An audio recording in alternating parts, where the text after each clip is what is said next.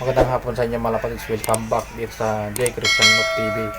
For today's video mga lapatid is yung blow bar natin na nawawala, hinahanap ng mga lapatid. So gusto nyo akong samahan? So, tara, let's go.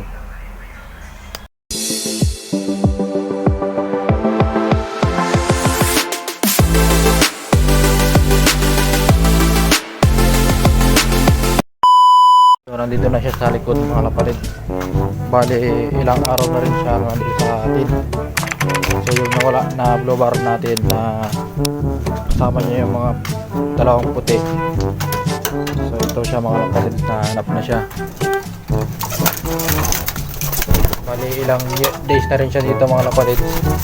So hindi lang natin siya na-videohan. So request lang to ng tropa natin na magbabayback sa kanya mga lapatids dahil in-out natin siya. So hinahanap na siya ng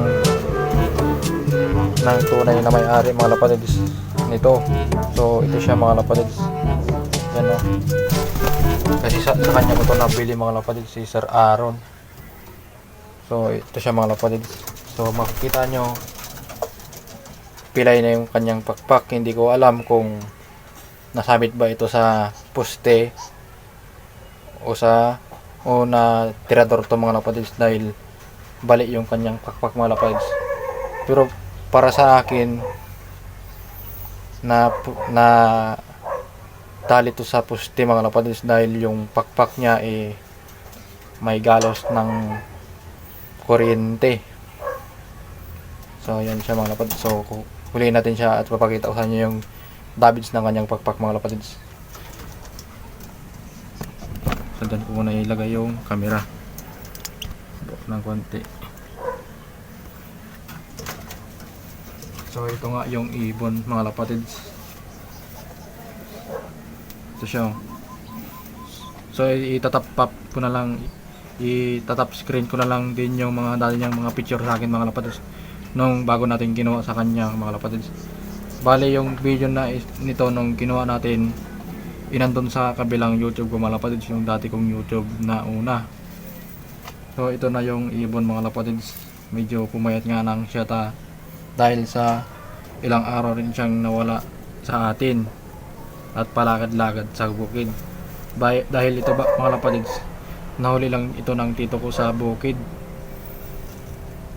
So kung hindi dahil sa kanya, hindi maipabalik sa akin ito mga lapatids. So ito yung ibon mga lapatids, yung sugat niya ay nandito sa gilid. Ayan o. Ayun mga lapatids yung sugat niya. Pero tumubo na yung kanyang mga balayibo. So dahil may ilang araw na rin na nandito sa atin to. Ngayon lang natin to na-videohan kasi request nga ng ating magbabayback sa kanya. Kasi in-out ko na rin to. So bali mas mura ko na siyang i-out sa kanya yung bumili mga lapatids, ay yung dating may-ari. So hindi ko nang sabihin kung magkano yung presyo nung binili ko ito mga lapatids. Bali pure Taiwan to mga lapatids. Pinagkakarera niya ito dati, pero sa akin hindi ko pa ito nagamit. Meron tong anak sa akin pero na-out ko rin. So yan siya mga lapatids. So yan lang yung tama niya mga lapatids. Tapos yung banda dito sa loob, so medyo magaling na rin.